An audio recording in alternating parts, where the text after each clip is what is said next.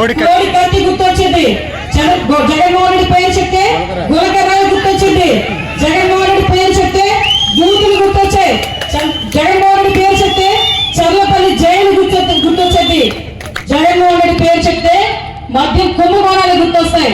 అది ఇద్దరు నాయకులకి ఉన్న తేడా. ఈ విషయం నేనే కాదు, ఇక్కడ ఉన్న స్టేజ్ మీద వాళ్ళే కాదు, మీరందరూ కూడా పబ్లిక్ లోకి వెళ్ళి చెప్పాలి. మళ్ళా ఇటువంటి దుర్మార్గుడు వస్తే ఆంధ్ర రాష్ట్ర ప్రజలు ఎవరో కూడా ఇక్కడ ఉండాల్సిన అవసరం లేదు. మళ్ళీ అటువంటి దుర్మార్గుడు వస్తే కనుక ఇక్కడ ఉద్యోగస్తులు కూడా పనిచేసుకోవాల్సిన అవసరం లేదు. కాబట్టి అటువంటి వాడు రాకూడదని నిన్న మొన్న ఒకసారి ఎక్కడ చూపించారు, రామానాయుడు గారు ఎవరో చెప్తున్నారు, సీసాలో బంధిస్తాడట, దయాన్ని సీసాలో బంధిస్తాం కదా, బంధించేశారు. అది సీసా ఏదైతుంది ఎక్కడో తీసుకుని పడేస్తాం, ఏ సందర్భం మధ్యలోనే పడేస్తారు.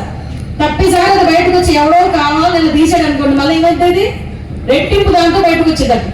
సో అలాంటి పరిస్థితులు మనం తెచ్చుకోవద్దు, రావు కూడా.